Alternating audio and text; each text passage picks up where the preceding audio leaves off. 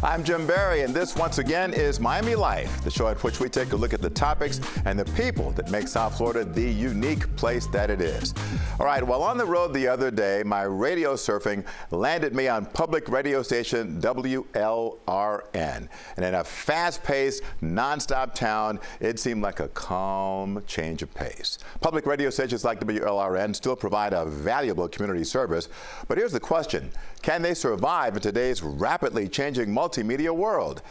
I paid a visit to find out. Are there things we in the non-police community can do better? Every week, Tim Paget delves into local issues on the South Florida Roundup. It is one of the signature programs in the WLRN lineup. Paget hopes that his show can create what radio calls a driveway moment. When you're in your car and you're driving home and you're listening to a very compelling narrative news feature, and you sit in the driveway to listen to the end of the piece. When his show is done, Paget, a former newspaperman turned broadcaster, has the kind of dialogue that occurs in most newsrooms. I thought the conversation with Crump, he was just really good. Went really well, and we got a lot of good points. But this typical journalistic conversation is happening in a very atypical newsroom. Unlike commercial broadcasters, public radio outlets like WLRN have to mix the passionate reporting with impassioned pleas for cash. Looking to raise about $69,000, and we get there one donation at a time. WLRN.org or 866-247-9576. Just ask you to give what you can. At least 3 times a year, WLRN goes to the airwaves to hit up its thousands of listeners for donations. Please consider contributing now when you go online to WLRN.org. It's old school, but it works. Yeah. Why does that method still work? You know, I think it still connects with people. One-on-one just seems to be a good formula for us in raising money. And we're thankful to a lot of people that still see us as a source of news. Leading the charge to raise money is Nicole Stern. She fell in love with public radio while in college and has been hooked ever since. You know, radio is like nothing else. It's often something we listen to when we're alone, and it's just such a powerful medium to kind of transport us to other places. Public radio listeners, they tend to be lifelong learners. They're curious. They want to learn more about the world around them. They want to be connected with their community. Bonnie Berman here with Joe Johnson. And Joe, we're looking for 25 donations at the top of the hour. I think we can do it, Bonnie. We did it last hour. And how many do we need now? We need 19. That's what your dollars go to support when you contribute to this, our spring member campaign. We've got 6 hours left, and we still have critical dollars to raise to make this work possible. To keep the storytelling going, public radio has to keep the donations flowing. Donors are rewarded most often with modest gifts and the satisfaction of knowing that they are breathing life into what some fear is a medium on life support. I don't think the message is out enough that local journalism, it's dying. The community needs to step up and help us. Why should the community care? Without an informed community, all sorts of stories, news, and again, I'm not just talking about investigative, but good news, bad news, can't get reported. Like commercial broadcasters, public radio is searching for ways to reach a younger audience. WLRN is counting on a bevy of young reporters to help connect with them. I feel like connected to it because I was born and raised here, so I feel like, I don't know, like it's always kind of been my passion to work for my local public radio station. I just love being able to tell stories and really focus on like a sense of place and focus on like local news. Like we can always work in like big TV stations and, you know, do national stories, but there's something really nice about covering your neighborhood in a way that I don't think you get to do at bigger stations. I think public radio has a mission to specifically deliver local journalism that's really powerful. You know, we're embedded in local communities and just inherently have a different connection. Now, do you have the means to give $100 a month or more? You'll not only help bring 1A and On Point to South Florida possibly, but you'll also be part of the WLRN Circle of Friends. This is a unique category of individuals who have the means to support WLRN to a whole different level. Maybe that's why WLRN's fundraising leader, remains the eternal optimist. Worried about the future of this business? I'm not worried about the future of public media. We've always had such a strong audience, such a strong foundation of support. I think our work is more vital than ever. I think people are relying on us more than ever, and I always think there's going to be an important place for public media in this world. Well, I certainly hope that she is right. All right, speaking of a change of pace, head south to the Florida Keys and the world feels mighty different, especially when you get down to Big Pine Key, where you may spot some key deer. But here's the scary thing. They're becoming more scarce because of a change in their habitat. One of our CBS News Miami meteorologists took a closer look at the threat to these graceful animals. I'm Dave Warren. I'm on Big Pine Key in Pine Rockland. Now, this area used to be freshwater pine, but now it's transitioning to saltwater, and you're seeing more mangroves. It's not just happening here, it's pretty much everywhere across this entire area. That's having a big impact on the animal species here, specifically the key deer. We traveled to the largest island in the lower Keys, Big Pine Key. What makes it unique is this. That's a key deer. They're only 2 to 3 feet tall. They've called Big Pine Key home for thousands of years. The problem? That home is shrinking. Sea level rise is slowly encroaching and increasingly quickly encroaching on the habitat, making it smaller, and particularly reducing the availability of fresh water. You know, hundreds of years ago, this was all pine forest. Chris Berg is the field program director at the Nature Conservancy. We met him here. From the ground, you can see the consequences of sea level rise. From the air, you see it's happening all over the island. This used to look like this. This is a Pine Rockland. We've got palms and pines, a lot of wildflowers here, so the bugs really love it here, but especially our key deer. That's wildlife biologist Christina Wilson. So here in the Florida Keys, the key deer is that umbrella species that is helping all of these other animals that need this habitat as well. And key deer play a huge role in the Florida Keys. They're always eating something consistently. There's beautiful sea grapes out here, plums. There's things that I want to eat, but these key deer get to them before us, but they're spreading these seeds throughout, you know, the islands here, and they are really great swimmers. But this habitat and those seedlings need fresh water to grow, something that has become harder to find as the seas squeeze the habitat farther inland, whether it's the slow rise of sea level due to climate change or more powerful storms pushing salt water farther inland. If we can't stop sea level rise, the sea will continue to shrink the habitat. It'll move in, it'll turn the fresh water into salt water, and the deer won't have that vital element. Turning Pine Rockland to this, leaving little left for the deer to eat or drink. Basically, they won't have habitat, they'll become extinct.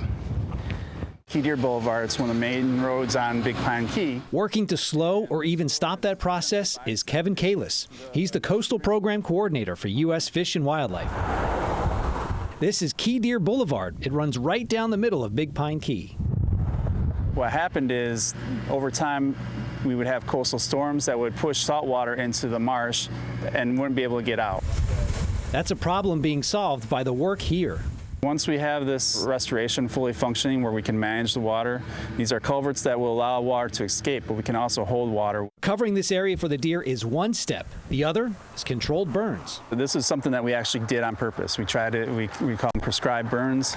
Fires were once a natural process here in the Keys. Now left unchecked, this area has become too overgrown.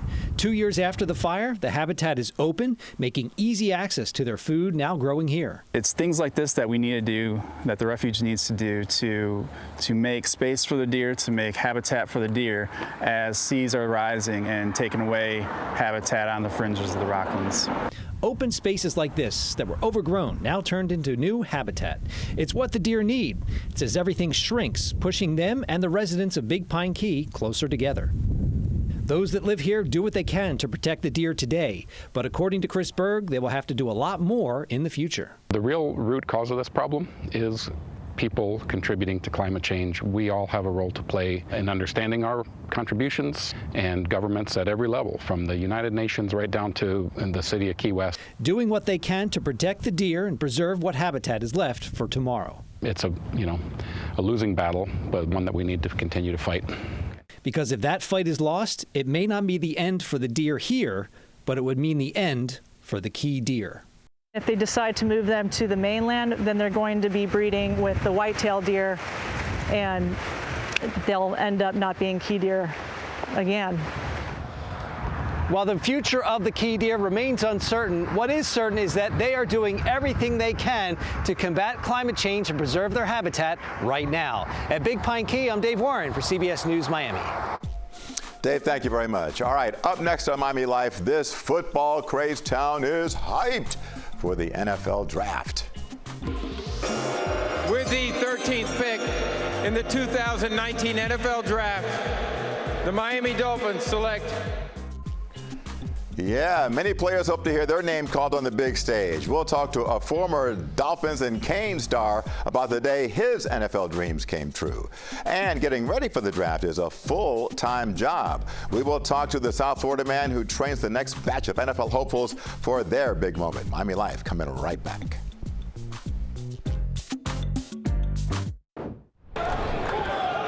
With the 19th pick in the 2004 NFL Draft, acquired from the Minnesota Vikings, the Miami Dolphins select Vernon Carey, guard from the University of Miami.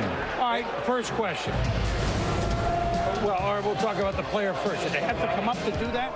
Wow, he was 6'4", 335.5 pounds. Hard to believe, but it's been 20 years since Miami-Dade Vernon Carey got the thrill of a lifetime and heard his name called by NFL Commissioner Paul Tagliabue. The former Dolphins and Hurricanes offensive tackle knows all too well the excitement and anxiety that many players are feeling over the NFL Draft, which this year kicked off in Detroit.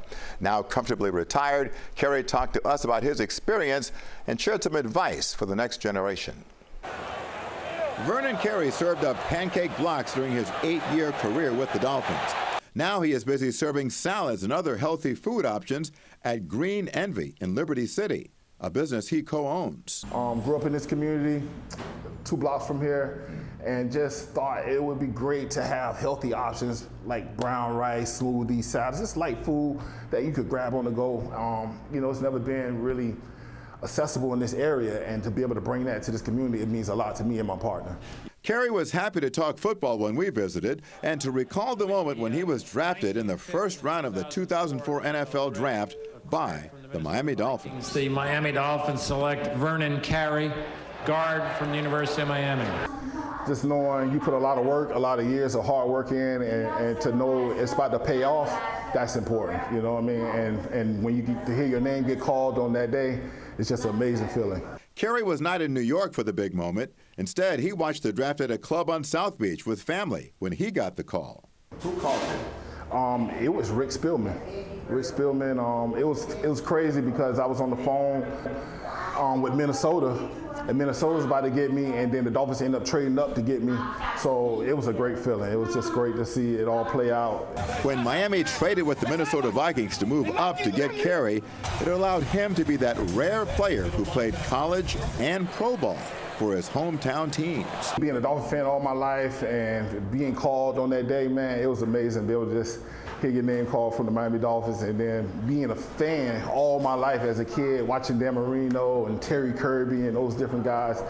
And, you know, I get to put on the same uniform they wear, you know, so it was an amazing feeling. When Carey entered the NFL, the draft was already a big deal, but it pales in comparison to the media spectacle it is now, where the league takes it on the road each year to a different city. I asked him his thoughts on the evolution of the draft. Are you amazed how the draft has become this big spectacle? It's business. So it's business, and you know, with any other business, you want it to keep growing and get bigger and better. So I'm not surprised by it at all. I remember that for me, and you know, that was one of those things for me. That was hard on me my first year. I didn't play that much.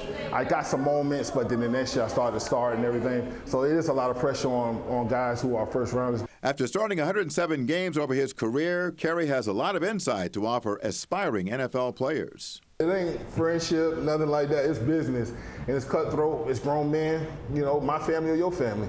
So you gotta make sure you putting the best foot forward to make sure it ain't your family.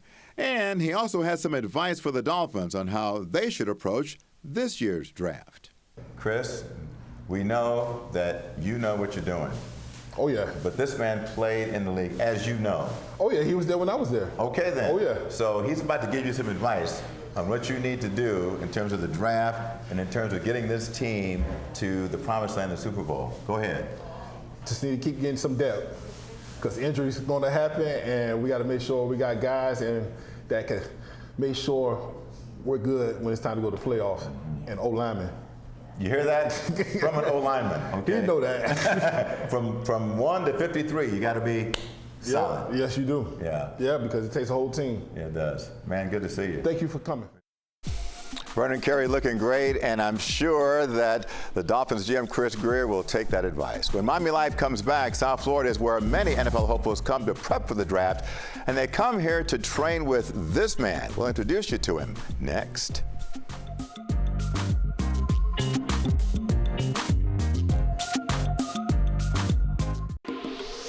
We are back on Miami Live, still talking football, just like my old sportscasting days. And getting ready for the NFL draft is a full-time job for players hoping to hear their name called. Local trainer Pete Bomarito has helped scores of players get ready for their big moment.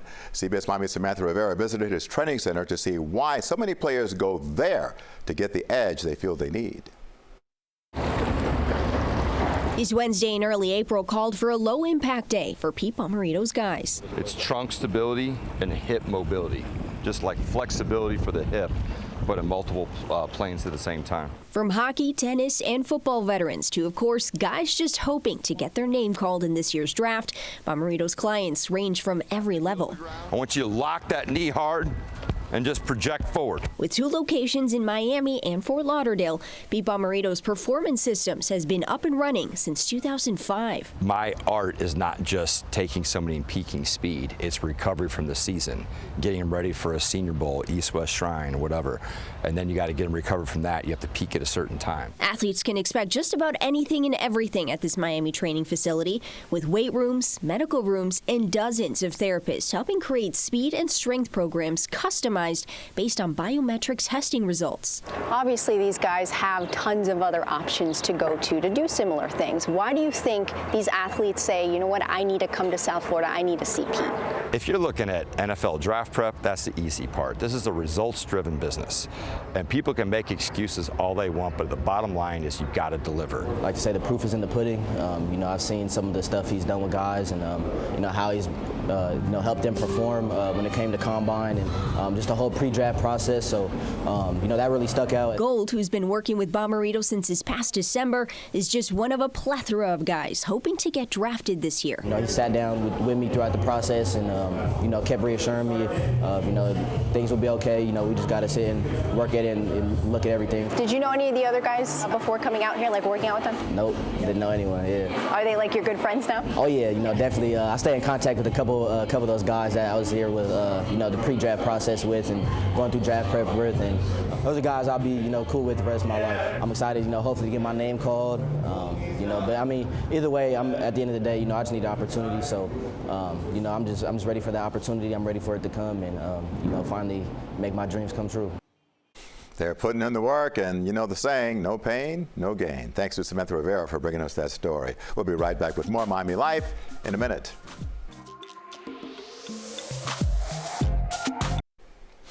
All right, welcome back. We all love to get a good night's sleep, but it's not always easy. A new study indicates that sleep quality is strongly impacted by our gender. Research suggests women are more likely to suffer from insomnia and have lower sleep quality. Men, on the other hand, are more likely to have sleep apnea. The lower sleep quality is linked to anxiety and depressive disorders in women. As for men, we tend to overeat when we're sleep deprived and could be at greater risk for type 2 diabetes. With such profound health implications, experts say there is a need for better understanding about the gender differences in sleep and circadian biology in order to uniquely treat each and every person. All right, one of our goals on this show is to get the conversation started on topics that matter to our community, which is why we love getting feedback from the Miami Life audience. Case in point, our recent 20/40/60 panel discussion of the crisis in Haiti generated lots of feedback. One viewer noted that the answers can only come from the Haitian people, saying, quote, "The U.S. cannot solve this for Haiti, and neither can anybody else. Another viewer said Haiti has been socially engineered into this mess and needs engineers to get out. Energy, financial, infrastructure, media, and military/security. Keep sending us your comments and feedback to cbsmiami@cbs.com. That does it for this week's show. Remember, you can see new episodes every Thursday at 6:30 on the stream and 10 p.m. on TV 33. I'm Jim Berry. Thanks for watching Miami Live. Hope to see you again.